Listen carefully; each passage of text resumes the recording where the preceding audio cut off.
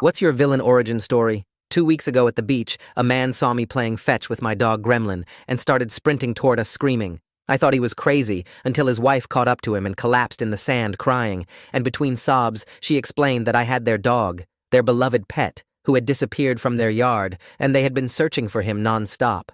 I had found Gremlin wandering near the hiking trails by my place 8 months earlier, no tags, skinny and covered in dirt, and assumed someone had abandoned him. The wife pulled up dozens of photos on her phone showing a dog who looked exactly like Gremlin lounging on their patio, playing with their kids, sitting in their fancy SUV. She said his real name was Bentley, and when she called that name, Gremlin tilted his head and whined, which made my blood run cold because I had been convinced he was a stray. The man was hugging Gremlin so tight the dog could barely breathe while Gremlin wagged his tail like crazy, and the wife opened her purse and started pulling out $100 bills. "We can give you $7,000 for him," she said, her voice breaking as she counted the cash. "You saved his life, and we need to pay you back for all the vet care and food and everything you did because we thought we would never see him again." I looked at the money feeling nauseous because I did not want their cash, and I absolutely did not want to lose Gremlin. This dog had gotten me through the darkest period of my entire life, staying by my side every night when I could not stop thinking about my ex, making me get out of bed when all I wanted was to disappear forever. But seeing this couple break down while showing me vacation photos with their dog made something twist in my chest. These people were completely shattered over losing their pet, and I was keeping him from his actual family when I had just been the person who stumbled across him. If they were ready to hand over $7,000 without hesitation, he must be their entire world. I told them to put their money away and just take him, that I was happy he had people who cared about him this deeply. The man wrapped me in a hug that lasted way too long while telling me I was an angel. Gremlin kept turning around to stare at me as the woman clipped a leash onto his collar, looking confused about why I was not following them. The wife talked to him in a high-pitched baby voice, telling him they were finally going home. I convinced myself he would have a better life with his real owners, with a big yard and kids to play with like in all those photos. The man grabbed my hand and said, "Most people would have kept him and taken the money. You're incredibly kind." And I stood there on the empty beach fighting back tears. But I lost that fight pretty quickly. Gremlin was the best dog I had ever known, and I'd had zero warning that morning that it was our last day together. The next month was every bit as awful as I feared. I kept expecting Gremlin to be there every time I walked through my door, kept dropping food on the floor before remembering he was not around to eat it. I adopted a hamster just to have another living creature in my space, but it was nothing like having someone actually happy I existed. I started driving a different route to avoid the beach and donated his toys because seeing them made me want to break things. But I kept telling myself at least he was home where he belonged. I really hoped his family would reach out, maybe text me a photo of him all happy and settled, but I never heard anything. Then 2 days ago, I was browsing Facebook Marketplace trying to find a used bookshelf when I saw a post that made my heart stop. Someone had shared a warning that said, "Alert, dog thieves operating in area," with a grainy doorbell camera screenshot attached. The post described how scammers were taking purebred dogs from beaches and parks, then flipping them to breeding operations and international buyers for insane money. They operated as a team, always a married couple, and used emotional manipulation about their missing pet to trick owners into surrendering their dogs. My entire body went cold as I zoomed in on the screenshot. Even though the image quality was terrible, I recognized them immediately, the same couple from the beach, walking someone else's Labrador into the exact same vehicle Gremlin had jumped into. The post mentioned that Australian shepherds like mine were especially sought after, particularly the blue merle coloring, which could bring in $30,000 from buyers in Dubai. I had not even realized Gremlin was a valuable breed, just thought he was a beautiful mutt who needed someone. They had stolen my dog by weaponizing my kindness, using my own conscience against me, and were probably already selling him to some breeding farm where he would spend his entire existence in a cramped kennel. These people were professional thieves who had watched me and Gremlin, calculated their story, and performed it flawlessly, while I stood there buying every single word. I had been conned by actual dog traffickers who were going to sell the only creature that had made me want to keep living this year. I did not know how I was going to do it, but I knew one thing for certain. There was absolutely no way I was letting them sell Gremlin to some collector. No way I was letting him vanish into some international pet smuggling operation. I was going to track these people down and take my dog back, even if it meant becoming a criminal myself. I spent the entire night staring at that Facebook post, zooming in on the grainy doorbell screenshot until my eyes burned from the screen brightness. My hands shook as I took screenshot after screenshot, saving every angle and every comment from people warning about the scam. I opened a blank document on my laptop and started typing out everything I could remember about the beach encounter, writing down the exact words the woman used. When she counted those $100 bills, how the man hugged Gremlin so tight I thought he might hurt him, the way they both cried and acted like their world was ending. I wrote down what the SUV looked like, the color of the woman's purse, even the stupid baby voice she used when talking to Gremlin. Every detail mattered now, because these people were professionals, and I needed to remember everything if I was going to find them. My coffee went cold sitting next to my keyboard, but I did not stop typing. By 3 in the morning, I had compiled pages and pages of notes and started cross-referencing that Facebook warning post across every local lost pet group I could find in the area. I joined groups from cities I had never even visited, scrolling through months of posts looking for similar warnings or reports. That was when I discovered the pattern that made my stomach drop. 3 other cities within 200 miles had nearly identical warnings posted over the past year, all describing the same thing: an emotional couple with a missing pet story, purebred dogs that mysteriously vanished after the owners handed them over. One post from a city about 150 miles north mentioned they specifically target dog parks and beaches, watching for owners with valuable breeds before staging their whole performance. Another post described how they had fake photos ready to show, pictures that looked convincing enough to make people believe the story. I felt sick reading through all these warnings, realizing how many people had fallen for the exact same con I did. At 6 in the morning, I called Ren, my friend who works in IT security and keeps weird hours because he does contract work for companies overseas. He answered on the second ring, and I explained everything in a rush. Talking so fast, I barely took breaths between sentences. He told me to come over right away and bring all my screenshots and documentation. When I arrived at his apartment 20 minutes later, he already had his laptop open and 3 monitors running on his desk, the blue glow lighting up his whole living room.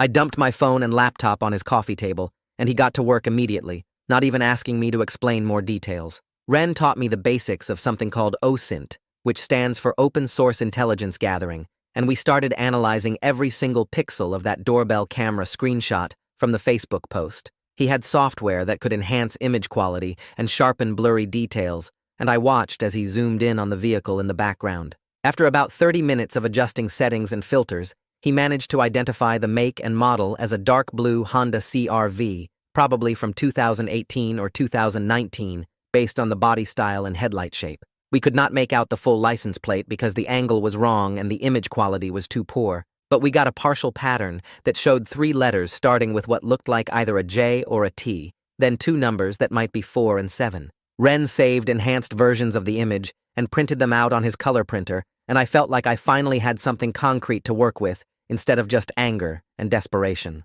That afternoon, I drove to the police station downtown, bringing all my printed documentation and the enhanced photos Ren had created. I waited in the lobby for 20 minutes before a detective named Miriam Siegel called me back to her desk in a cramped office that smelled like burnt coffee and old paperwork. She took my statement and listened carefully while I explained the whole situation, but I could see the doubt in her eyes when I got to the part about voluntarily giving them the dog. She told me honestly that these cases were difficult to pursue because I technically surrendered Gremlin willingly, and tracking down mobile theft rings was resource-intensive with no guarantees of results. The department had limited resources, and they had to prioritize cases where there was clear evidence of force or breaking and entering. I felt frustration building in my chest, but I kept my voice calm and asked her to at least file an official report so there would be a record. She agreed to do that and took copies of all my documentation, including the enhanced vehicle photos. I left the station feeling defeated, but telling myself that at least now there was something on file if these people got caught doing this to someone else. That evening, I created posts in every lost and found pet group within 300 miles, carefully explaining the scam without revealing too much about my own investigation, because I did not want to tip off the thieves if they were monitoring these groups. I described the pattern, the emotional couple, the beach setting, the way they had convincing photos ready. Within 2 hours, my phone started blowing up with private messages. 3 other people contacted me with nearly identical stories, and we compared notes in a group chat I set up. One woman had lost a valuable golden retriever at a dog park 6 months ago. Another man had surrendered his purebred German shepherd at a beach 3 months back. A third person described losing an expensive French bulldog in almost the exact same way I lost Gremlin. We started building a timeline of their movements and realized they were working a circuit through different cities every few weeks. probably to avoid getting caught in any one area. The next morning, I drove to the veterinary clinic where I had taken Gremlin for his checkups over the past 8 months. Kathy Barnes, the vet who treated him, remembered us immediately when I walked in and asked about Gremlin. I explained the whole situation, and she looked genuinely upset for me, then pulled up his file on her computer. She showed me the detailed documentation she kept of his unique markings, including a specific pattern of spots on his left rear leg that looked almost like a constellation and a small notch in his right ear that she had noted during his first exam. She explained that microchip records and these physical identifiers could be crucial for proving ownership if we ever located him, especially since I had brought him in as a stray with no prior records. Kathy offered to write an official statement describing his condition when I first brought him in 8 months ago, noting that he had been underweight and had untreated skin issues consistent with neglect or abandonment. That afternoon, Ren called me with an idea that made my stomach flip. He suggested we should create a decoy listing online for a blue Merle Australian Shepherd, using careful wording to attract the thieves while screening out legitimate buyers. I spent the next 4 hours crafting the perfect post, using photos of a similar dog I got from a breed rescue contact who agreed to help. I priced the dog at $3,500, just high enough to seem realistic, but low enough to attract quick flip scammers who wanted to buy low and sell high. We included specific details that matched what we knew about the thieves' preferences, mentioning the dog was purebred with papers and located near a beach area. I posted it on multiple platforms, including the same marketplace where I had seen the warning about the scam. The decoy listing went live the next morning, and my phone started getting inquiries almost immediately. Within 6 hours, I had received 4 messages, but none of them felt right. The questions were too specific about the dog's health history and background, asking about hip scores and genetic testing, the kind of detailed stuff that real buyers who planned to keep the dog would want to know. I was starting to think the thieves were too smart for this approach when a 5th message came through that evening. A married couple asked if they could see the dog tomorrow, mentioning they had been searching for months after their dog disappeared, and this one looked exactly like him. The phrasing felt familiar in a way that made my pulse race and my hands start shaking. I read the message 3 times, analyzing every word choice and comparing it to what I remembered from the beach encounter. I responded carefully to set up a meeting at a public park, suggesting a time and location that would be busy with other people around. The couple agreed immediately, which seemed like a good sign. But then, an hour before we were supposed to meet, they sent a message claiming a family emergency and asking to reschedule. I agreed to meet the next day instead. The same thing happened again, another cancellation with another excuse about work conflicts. On the 3rd attempt, they no-showed completely without even sending a message. Ren thought they might be running counter-surveillance to make sure I was not law enforcement or setting some kind of trap. I felt impatient and frustrated, like they were always one step ahead no matter what I tried. The next afternoon, I got a message through the Facebook group from someone who said they spotted a dark blue CRV matching the description near a storage facility on the industrial side of town. I grabbed my phone and drove over immediately, trying to keep my speed reasonable even though my foot wanted to slam the gas pedal. The storage place was one of those big complexes with rows of orange metal units and a chain-link fence around the perimeter. I circled the parking lot once, and there it was, a Honda CR-V with the right color and body style sitting near Unit Row D. My hands shook as I pulled out my phone and started taking photos through my windshield, zooming in on the partial plate visible from my angle. The numbers looked right, maybe a J or T at the start, followed by what could be 47. I drove around the block twice more, getting different angles but staying far enough back that I would not look obvious if anyone was watching. My heart hammered against my ribs the whole time, and I kept checking my mirrors expecting to see someone following me. I called Ren as soon as I got home and told him about the CRV. He said we should go back after dark and set up proper surveillance with his good camera instead of my phone.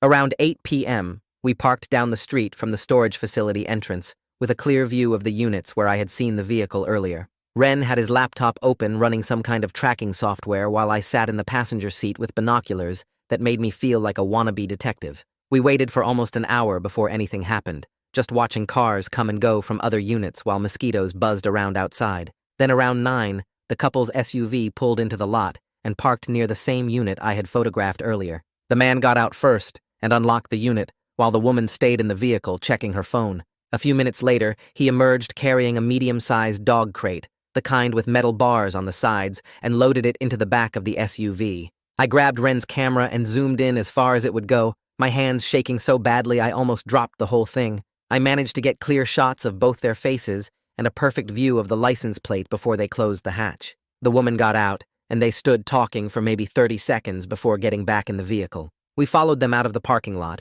staying back 2 car lengths like Ren said, but after 3 blocks, they made a sudden sharp turn into a residential neighborhood. Ren told me to keep going straight because he thought they might have spotted us, and my stomach dropped, thinking we had blown our chance. First thing the next morning, I printed out the best photos and drove to the police station. Detective Miriam was at her desk, drinking coffee from a mug that said something about loving dogs, which felt like either perfect timing or cruel irony. I spread the photos out in front of her and explained about the storage facility and the surveillance. She picked up the image showing the license plate and studied it for a long moment, then turned to her computer and started typing. Her expression changed as she read whatever came up on her screen, shifting from polite interest to actual concern that made my pulse speed up. She told me the vehicle was registered to an LLC with a business address listed as just a P.O. box, and that LLC had been flagged before in connection with animal welfare complaints in another county. She said this moved my case up in priority because it suggested organized criminal activity rather than just some opportunistic couple stealing dogs when they saw a chance. I felt a weird mix of validation and dread, like I was right about how serious this was, but also realizing it was bigger than I thought. Detective Miriam leaned back in her chair and gave me a hard look before explaining that I needed to be very careful about conducting my own surveillance and following suspects. She said if the couple realized what I was doing, they could file harassment charges, or worse, they could get violent if they felt cornered. I promised her I would back off and let the police handle everything from here, but even as the words came out of my mouth, I knew I was lying. There was no way I could just sit at home doing nothing while they moved Gremlin around and planned to ship him overseas. She gave me this look that said she knew exactly what I was thinking and did not believe my promise for 1 second, but she made me swear to at least keep her informed of anything I found. I agreed to that part honestly, because I wanted her to have all the evidence I could gather. That afternoon, I met Lisa at a coffee shop downtown, the woman whose golden retriever had been taken using the same scam 4 months earlier. She was probably in her 50s with gray streaks in her hair and tired eyes that looked like they had cried too many tears. We sat in a corner booth for over 2 hours while she walked me through every single detail of her encounter with the thieves. She said they had watched her and her dog at the park for at least a week before approaching, learning their routine and what time they usually showed up. They researched everything about golden retrievers so they could answer questions convincingly, and they even practiced the emotional breakdown to make it look natural and desperate. Lisa described how the woman had actual tears running down her face and how the man's voice cracked when he talked about their missing dog. She told me she never got her dog back and eventually had to accept the loss after months of searching, but I could see in her face that she had never really accepted it at all. Hearing her story made something harden inside me, this determination that I would not end up like her, still wondering years later what happened to my dog. The next day, Ren spent hours mapping out all the reported incidents from the Facebook groups and police reports on a big timeline he created. He used different colored markers for different cities and drew lines connecting the dates and locations. By evening, he had found a pattern in how the thieves moved through the area, hitting different cities every few weeks, in a rotation that kept them ahead of local law enforcement. He also discovered something interesting about grooming salons, 3 specific places that appeared multiple times in victim reports as locations where people had seen the couple with recently acquired dogs. The salons were all in different parts of the city and owned by different people, which suggested the thieves were just using whatever was convenient rather than having inside help. Ren thought they probably needed to clean up the dogs and make them look well cared for before selling them to buyers who expected healthy animals. I visited the closest grooming salon that same afternoon with photos of the couple loaded on my phone. The place smelled like wet dog and shampoo, and a woman in her 30s wearing a blue apron was trimming a poodle when I walked in. I waited until she finished before showing her the photos and asking if she recognized these people. Her face changed immediately, and she said yes. She remembered them bringing in a blue Merle Australian Shepherd maybe 10 days ago. She thought it was strange at the time because the dog seemed really stressed and the couple was in a huge rush, not wanting to wait even though she had appointments backed up.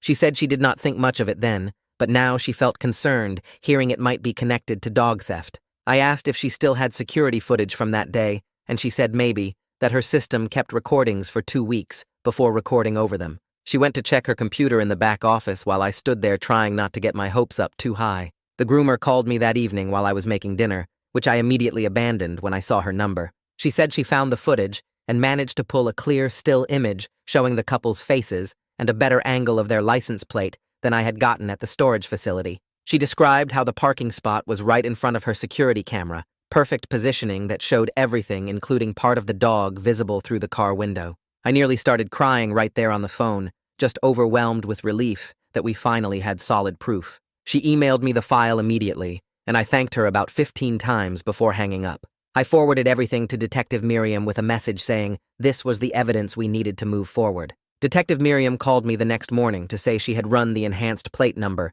and traced it back to the same LLC, but now she had enough information to dig deeper into the business records.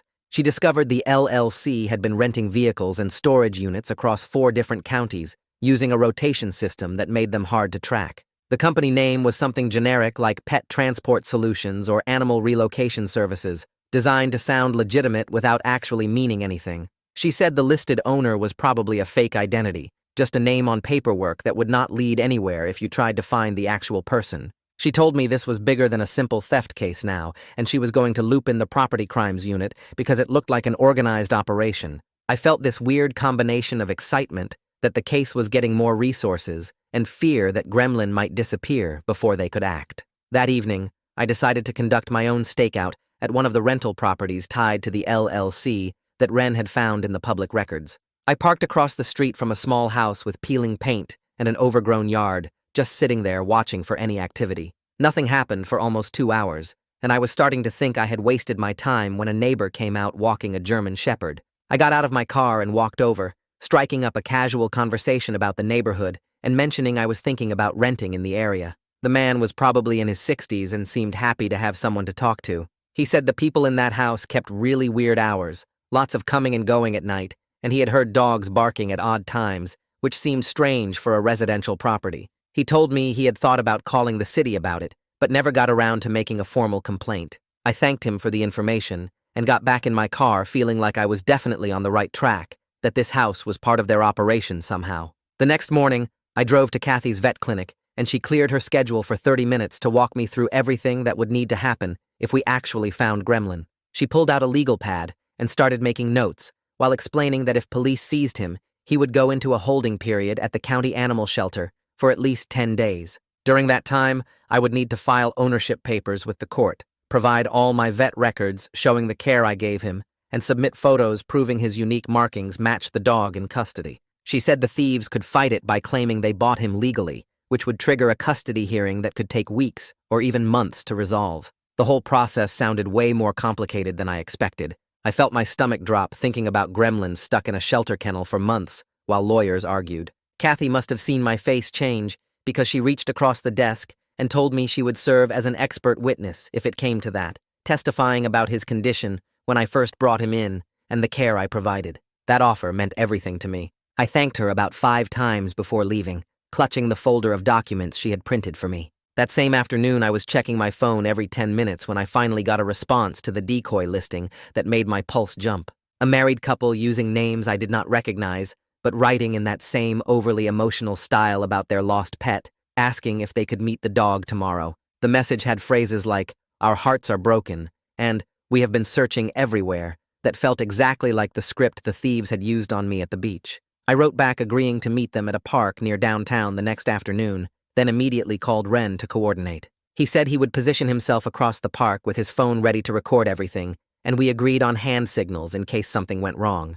I barely slept that night, running through every possible scenario in my head. Listen to 90 Seconds and rate me 5 stars on Spotify. Doing a giveaway for people who did this and show proof on my Instagram. There will be 4 winners, and you get to choose between a Spotify or Amazon gift card. The next day, I got to the park 20 minutes early and sat on a bench near the parking lot, watching every car that pulled in. Wren texted me that he was in position by the playground with a clear view of the meeting spot. 1 o'clock came and went with no sign of the couple. I waited another 30 minutes, checking my phone constantly for messages, but nothing came through. I was about to text Wren that it was a bust when I noticed a dark sedan circling the parking lot slowly, the passenger holding up what looked like a phone or camera pointed at me. Wren saw it too and sent me a quick message saying he got the plate number. I stood up and started walking toward my car, and the sedan immediately sped up and exited onto the main road. Wren and I both jumped in our vehicles and tried to follow, but they disappeared into traffic within 2 blocks. Later that evening, Detective Miriam called,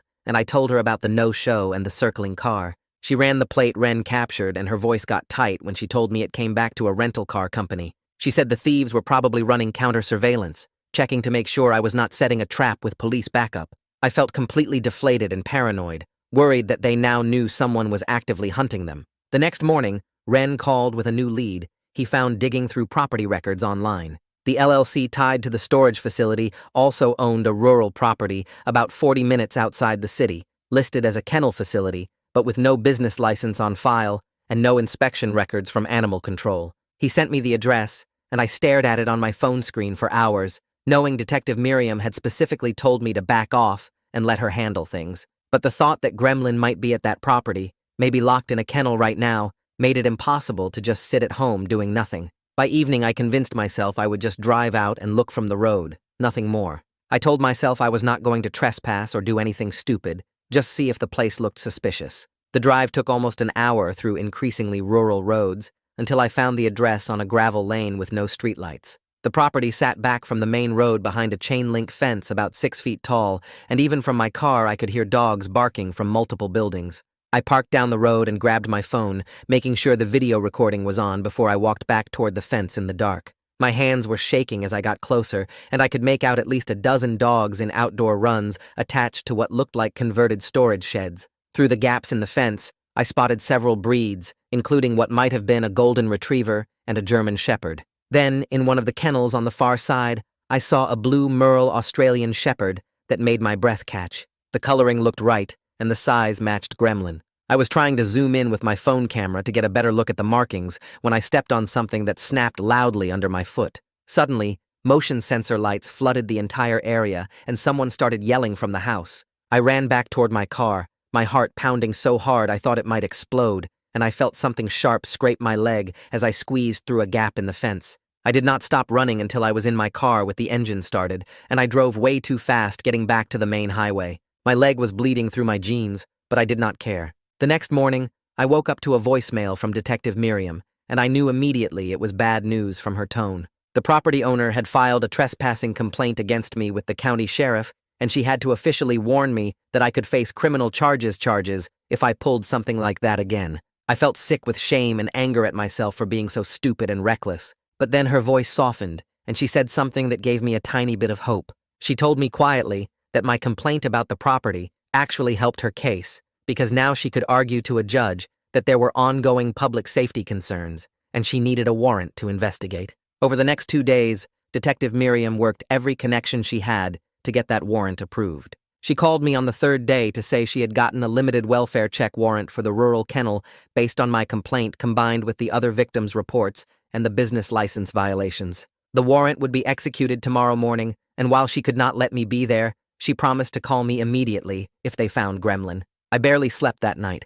lying in bed alternating between hope that they would find him and dread that the property would be empty. That same afternoon, Ren called with something new he found digging through the LLC's financial records that were partially available through public databases. There were wire transfers labeled as export services and international transport going to accounts in Dubai and Singapore, matching exactly what that Facebook post had warned about. The amounts were huge, $30,000 to $50,000 per transaction happening every few weeks. My blood ran cold as I realized Gremlin was not just stolen property to these people. He was inventory worth more than my car, a product they planned to ship overseas and sell to some breeder who would keep him in a cage for the rest of his life. The next day, I got an anonymous message through one of the pet recovery groups I had joined. The person claimed to have worked briefly for the theft ring before quitting because they could not handle what was happening to the dogs. They said the operation moved dogs through a network of unregistered storage units and temporary foster homes, never keeping them in one place more than a few days. The couple I encountered were just the acquisition team who stole the dogs, while other people handled the transport and international sales. The message ended with a warning that the operation was bigger than I thought, and I should be careful. I took screenshots of everything and sent it all to Detective Miriam, though I had no idea if the tip was real or just someone messing with me. Over the next 2 nights, I drove past the storage facility where we had first spotted the couple, parking in different locations each time to avoid being obvious. On the 2nd night, I waited until almost midnight, then walked to the dumpsters behind the building. I found discarded paperwork including rental invoices with dates and unit numbers, plus what looked like a shipping manifest with dog breed descriptions, but no actual names listed. I also had my dash cam running the whole time, capturing footage of the couple's vehicle coming and going from the facility. It felt different from the panicked trespassing at the rural property, more careful and planned. I documented everything with timestamps and GPS coordinates, building a case file that Detective Miriam could actually use. The next morning, I called Kathy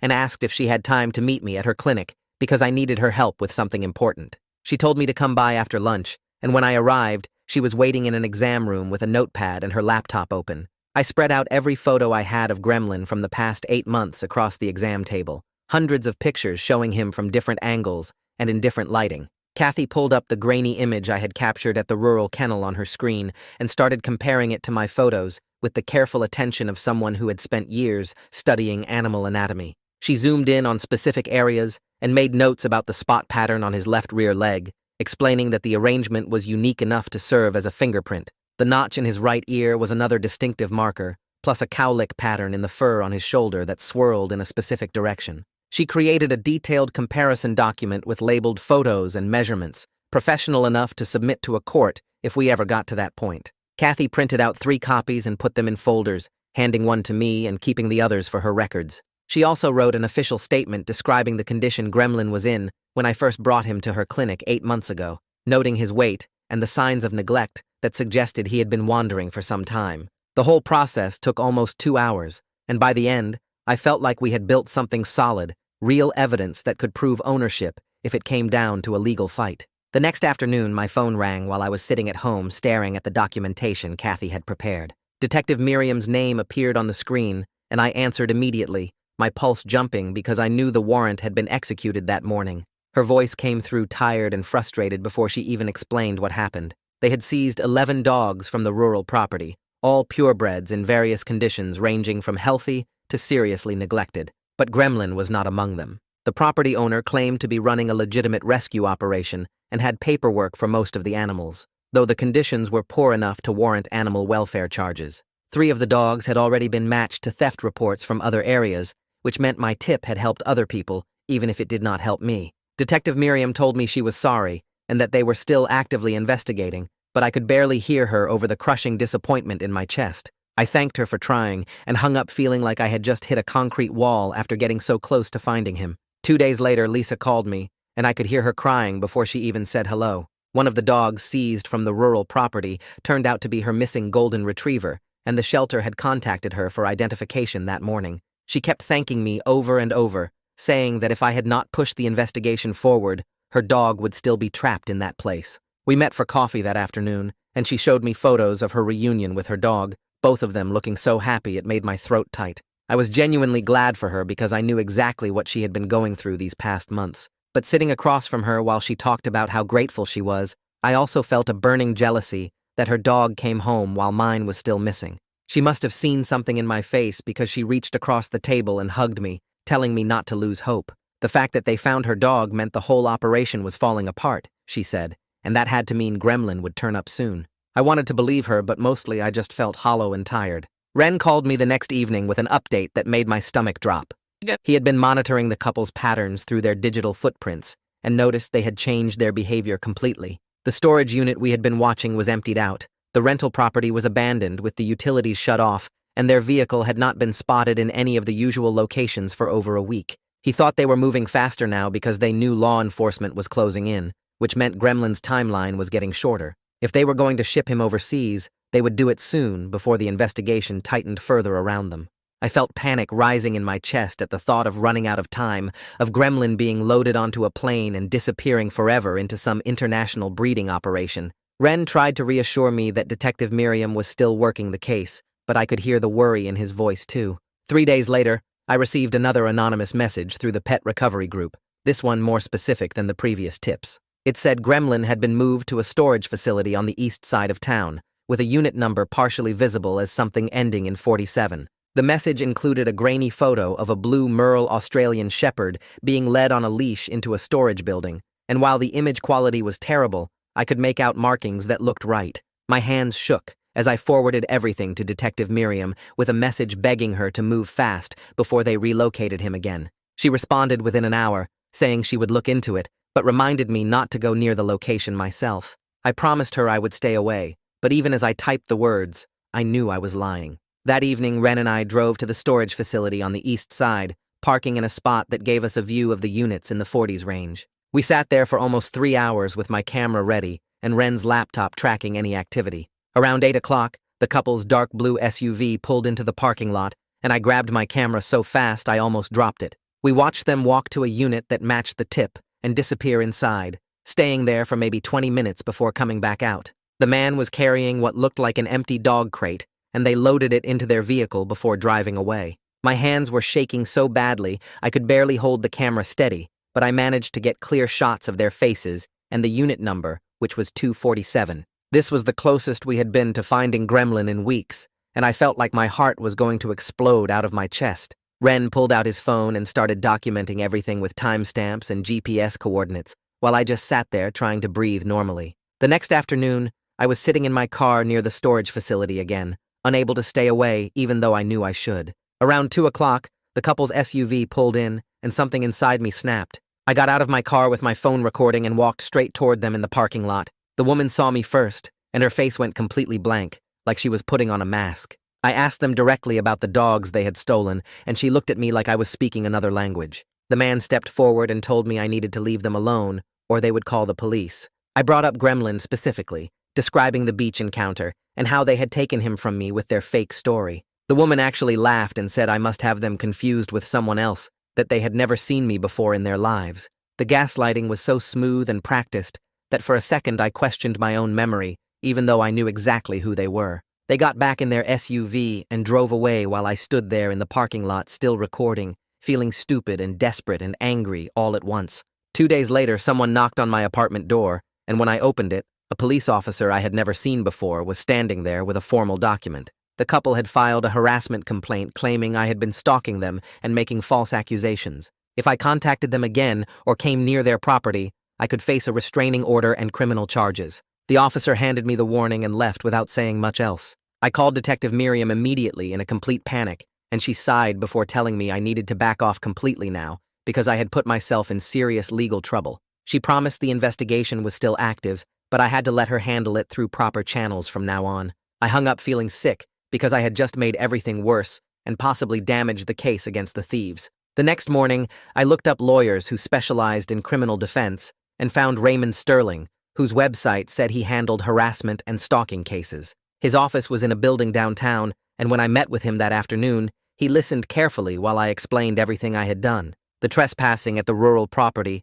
the surveillance at multiple locations, the confrontation in the parking lot. He reviewed the harassment warning and told me honestly that I was walking a very thin line, but probably would not face serious charges if I stopped all contact immediately. He agreed to represent me if needed and advised me to document everything I had done so far in case it became important later. The consultation cost $300, which I could barely afford, but it was worth it to understand exactly how much trouble I was in. Raymond gave me his card and told me to call him immediately if anything else happened. For the next week, I forced myself to stay completely away from any active investigation, which felt like trying to hold my breath underwater. I channeled all my energy into organizing my case files and evidence for Detective Miriam, creating a detailed timeline that showed every sighting and tip and piece of information we had gathered. I cross-referenced all the tips and sightings, looking for patterns in when and where the couple moved dogs. I compiled everything into a folder that was almost 2 inches thick, a complete record of the theft ring's operations, as far as we could track them. It felt productive, but also completely helpless, like I was watching from the sidelines while time ran out and Gremlin got further away. Ren checked in with me every single day to make sure I was not doing anything stupid, and honestly, his friendship was one of the only things keeping me from losing it completely. He kept reminding me that Detective Miriam was still working the case and that we had done everything we could without crossing more legal lines. I wanted to believe him, but mostly I just felt trapped and useless while my dog was still out there somewhere. Detective Miriam called me 4 days later, and I could hear something different in her voice, less cautious and more focused. She told me she had been building a case using everything I provided plus her own investigation, and she thought she had enough to get a warrant for the specific storage unit where we saw the couple.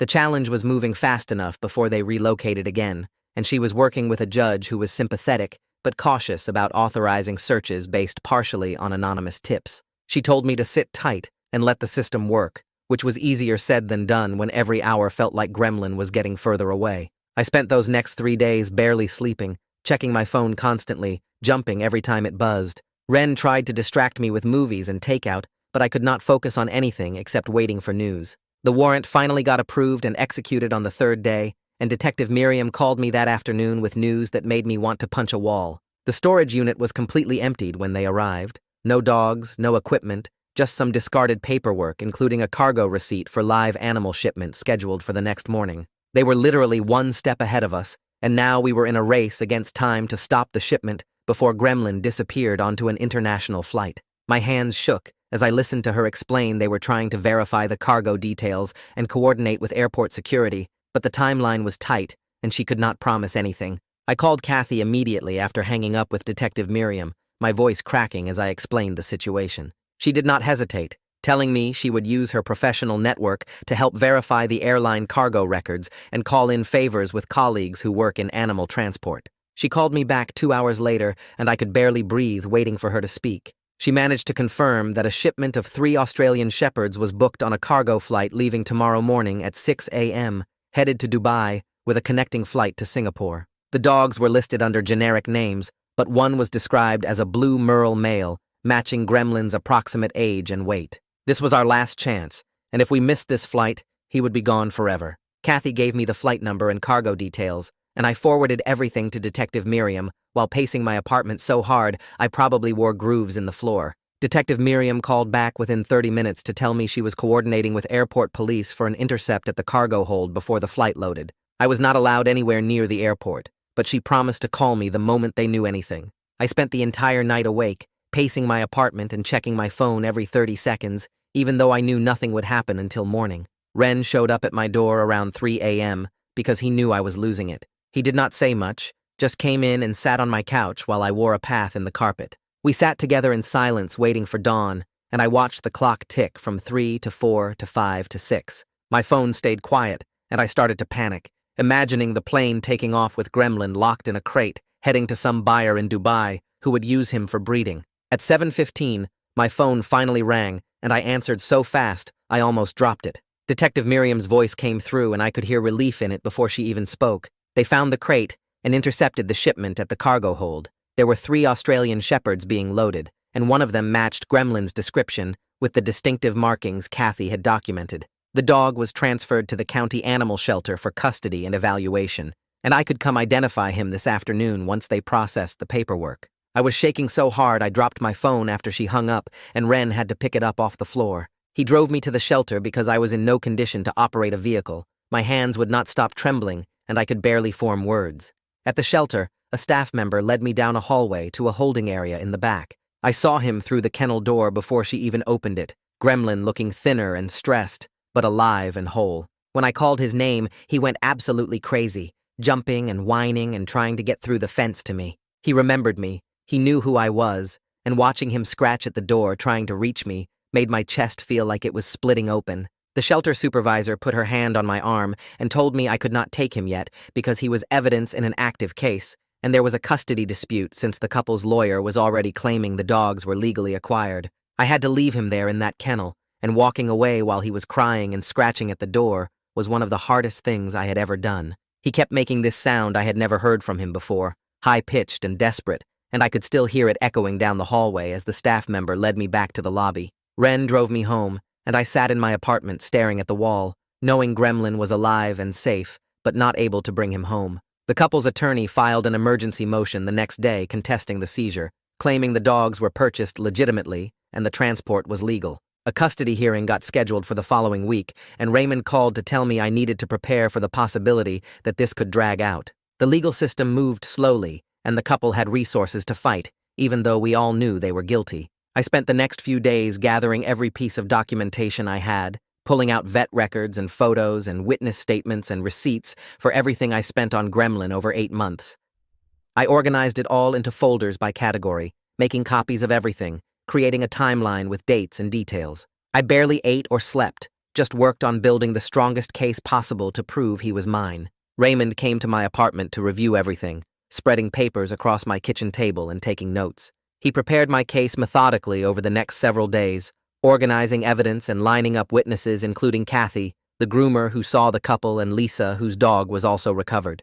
He explained that we needed to prove not just that Gremlin was my dog, but that I acquired him legitimately as a stray and provided proper care. The couple's lawyer would argue I stole their client's property, so we needed to establish the timeline clearly and show their pattern of theft. It was exhausting and expensive, but I was committed to seeing it through no matter what it cost. The custody hearing happened on a Tuesday morning in a small courtroom that smelled like old wood and anxiety. I sat at a table next to Raymond while the couple sat across the aisle with their lawyer, and I tried not to look at them. The judge called me to testify, and I walked to the witness stand feeling like my legs might give out. I explained finding Gremlin as a stray 8 months ago, skinny and dirty near the hiking trails. I described the beach encounter, how convincing they were, how I believed their story about their missing dog. I told the judge about discovering the scam through Facebook, tracking them down, and everything I had done to find Gremlin. The couple's lawyer stood up when Raymond finished and started asking me questions designed to make me look like an obsessed stalker who would not accept that I made a mistake. He asked why I refused their money, suggested I knew all along the dog was not really a stray, implied I was making up the theft ring story because I regretted giving him back. Raymond countered with the pattern of theft reports from other victims, Lisa's testimony about her stolen golden retriever, and the physical evidence of Gremlin's unique markings matching my documentation from 8 months ago. Kathy testified as an expert witness about the distinctive spot pattern on his left rear leg and the notch in his right ear. The judge listened carefully and took notes, but did not rule immediately, saying she needed time to review everything. That same afternoon, I had to appear in a separate proceeding about the trespassing charge from the rural property. Raymond had negotiated a deal where I would plead no contest and accept a fine plus community service in exchange for no jail time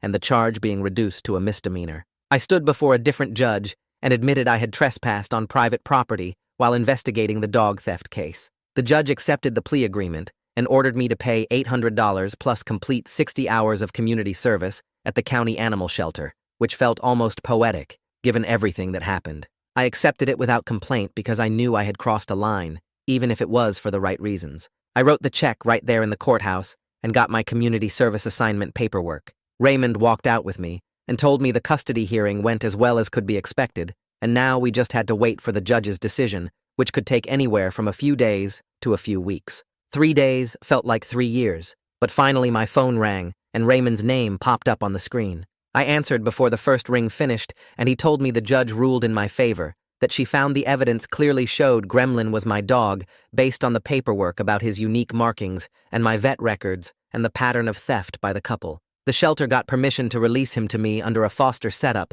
while the criminal case wrapped up, but Raymond said for all real purposes, Gremlin was coming home. I started crying right there on the phone, thanking Raymond over and over while he told me this was exactly what he expected to happen. I drove to the shelter that same afternoon and walked through those doors feeling like my chest might explode. The staff member brought me back to the holding area, and there he was, looking thinner and more stressed, but alive and whole. When I called his name, Gremlin went completely crazy, jumping up against the kennel door and making sounds I had never heard from him before. This high-pitched whining mixed with barking that made the other dogs start up too. The shelter staff was smiling as they handled the paperwork, and several of them mentioned they had been following my case and were happy to see things work out. I signed about 15 different forms, and they finally opened the kennel door. Gremlin jumped straight into my arms and started licking my face, and I just held him, not caring that he was getting slobber all over my shirt or that I was crying again in front of strangers. He would not let me put him down, clinging to me like he thought I might vanish if he let go for even a second. I carried him out to my car, and he shook the whole way, pressing himself against my chest. The drive home took twice as long as normal, because I kept pulling over to hug him and make sure he was actually real and not some dream I was going to wake up from. Every time I stopped the car, he would look at me with these huge eyes and lick my hands. When we finally got back to my apartment, he ran from room to room like he was checking to make sure everything was still there, then came back and sat right on my feet. Over the next week, I took him to Kathy for a complete health check, and she went over every inch of him, checking his teeth and his weight and listening to his heart. She said he was a bit underweight and stressed, but otherwise healthy, which felt like a miracle considering what he had been through. I got him microchipped with my information right there in the office, watching the vet tech inject the tiny chip under his skin between his shoulder blades. We updated his license and registration with the county, and I bought him a GPS tracking collar that cost almost $200, but I did not care because I was never going to lose track of him again. The collar synced to an app on my phone that showed me exactly where he was at all times. I also called a dog trainer who worked with anxiety and trauma cases and set up an appointment for the following week because Gremlin was way more nervous than before, and I wanted to help him feel safe again. Every night he slept pressed against me in bed, his body tight and tense, and I woke up multiple times just to put my hand on him and make sure he was still breathing. Detective Miriam called me a few days later with an update on the bigger case. She told me the couple and 2 other people who were part of the theft ring got charged with multiple counts of theft and animal cruelty and fraud. They were out on bail, but looking at serious prison time if they got convicted, and the district attorney was building cases in 3 different counties. The whole investigation found at least 18 stolen dogs over 2 years, and the thieves had made over $400,000 selling them. Miriam said my stubbornness and all my documentation were really important to breaking the case open, but she also told me I was reckless and lucky I did not get hurt or end up in jail myself. I thanked her for not giving up on the case even when I made her job harder. She said most people who lose their pets never get them back, so she was glad this one worked out different. I started seeing a therapist the next week to deal with all the paranoia and fear that stuck around even after getting Gremlin back. I could not walk him anywhere without looking around constantly for threats, checking every person we passed to make sure they were not watching us. I had nightmares almost every night about people trying to take him again, waking up in a panic and reaching for him in the dark. The therapist was this older woman with gray hair who listened carefully and told me what I went through was an actual trauma, not just being dramatic or overreacting. She said it was completely normal to have these reactions after someone weaponized my kindness and stole something I loved. We worked on breathing exercises and grounding tricks to use when I felt the panic starting. She taught me to notice 5 things I could see, 4 things I could touch, 3 things I could hear, 2 things I could smell, 1 thing I could taste. It was slow going, and some days I felt like I was not making any progress at all, but it helped to have someone who understood and did not think I was crazy. I made sure to properly thank everyone who helped me get Gremlin back. I bought Ren a bottle of really good whiskey that cost $80 and told him how much his help meant, all those hours he spent doing computer research and sitting in parking lots with me. He said he was just glad the whole thing was over and I could stop being obsessed. I got Kathy a gift card to some fancy restaurant and wrote her a long note about how her knowledge and willingness to be an expert witness made all the difference. She sent me back a text saying she was happy to help and to bring Gremlin in any time. I took Detective Miriam out for coffee and apologized for being such a pain, for trespassing and confronting the thieves and generally making her job harder. She told me she understood why I did what I did, that she had seen plenty of people lose their pets, and most of them just had to accept it and move on. Raymond got paid his legal fees, which were not cheap, and I left him a really good review online. He said that was worth more than money because it would bring him new clients. The training sessions with Gremlin turned out to be way harder than I expected. The trainer was patient and knew what she was doing, but Gremlin had developed some serious fear responses that were not there before. He would panic if I left him alone for more than a few minutes, scratching at the door and barking until I came back. He got reactive to strangers in ways he never was before, growling at people who got too close or moved too fast. The trainer taught me about something called desensitization, where you slowly expose the dog to scary things in tiny amounts until they learn it is safe. We practiced with me leaving the room for 10 seconds, then 20, then 30, giving him treats every time I came back. Some days were better than others, and some days felt like we were going backwards. He still could not handle being alone, and he still got nervous around new people. But we kept working at it, because I was not giving up on him after everything we had been through. My community service at the animal shelter ended up meaning more to me than I thought it would. I worked in the kennels 3 days a week, cleaning out cages and feeding dogs and taking them for walks. I talked to other people who came in looking to adopt or who had lost their pets. Several times I was able to tell them about the theft scams and what to watch out for, the warning signs that someone might be running a con. I helped one family avoid what could have been the same situation I went through, spotting the red flags in a story some couple told them about their missing dog. The shelter supervisor told me I was welcome to keep volunteering even after my 60 hours were done. I actually thought about it because the work felt good, helping animals who needed someone. 4 months later, the couple's case finally went to trial, but they ended up pleading guilty to smaller charges instead of facing a jury. They each got 2 years in prison plus fines and money they had to pay back to the victims, and they could not own or work with animals for 10 years after they got out. It was not as much punishment as I wanted, not even close to what they deserved for stealing people's family members and selling them like products. But Raymond explained this was actually a pretty good outcome for this kind of crime, that a lot of times these cases get dropped, or the thieves just get probation. The other people in the theft ring got similar deals, and the whole operation got shut down for good. I felt some relief knowing they were going to prison, even if it was not for long enough. At least other people would not go through what I went through.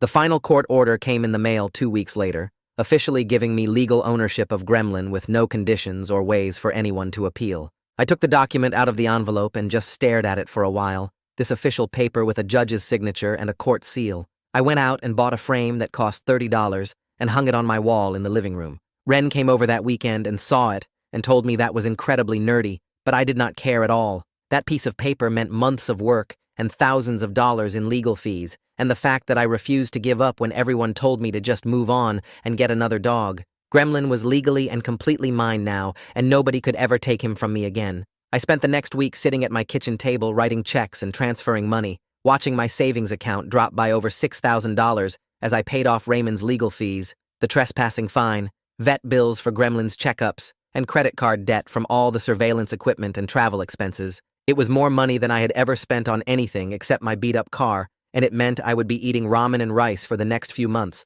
while I built my savings back up. Every time I looked at the total amount, I felt a little sick, but then I would look at Gremlin sleeping on the couch and know I would make the same choice again without hesitation. Some things are worth going broke for, and getting my dog back was absolutely one of them. 6 months after bringing him home, I decided it was time to face the beach where I lost him. I kept Gremlin on a short leash as we walked across the parking lot, and my heart was pounding before we even reached the sand. Every person who walked past us made me tense up. Every dog owner who looked our way made me want to grab Gremlin and run back to the car. But we kept walking along the water, and I threw his tennis ball into the shallow waves while constantly scanning the beach for anyone approaching us. Gremlin seemed happy splashing in the water and chasing his ball, and watching him play in the same spot where I lost him felt like reclaiming something that had been stolen from both of us. It was not easy, and I checked over my shoulder probably 50 times, but we stayed for an hour, and nothing bad happened. Things will never be exactly like they were before all this started. I will always be more careful about who I talk to, always keep Gremlin on a leash in public places, always feel that spike of fear when strangers ask about him. Gremlin still has anxiety when I leave him alone, still gets nervous around new people in ways he never did before, but we are together, and we are safe, and I have Ren and Kathy, and even Detective Miriam, who helped us through the worst time of our lives. The scars from this whole experience are real, and they are not going away, but so is the proof that refusing to give up can actually work sometimes. Life is not perfect or neat, but it is ours, and that is enough. That is the story for today. Thank you for taking a few minutes out of your day to listen. I hope it reminded you that even small moments can mean something. Subscribe if you would like to hear more stories that feel real.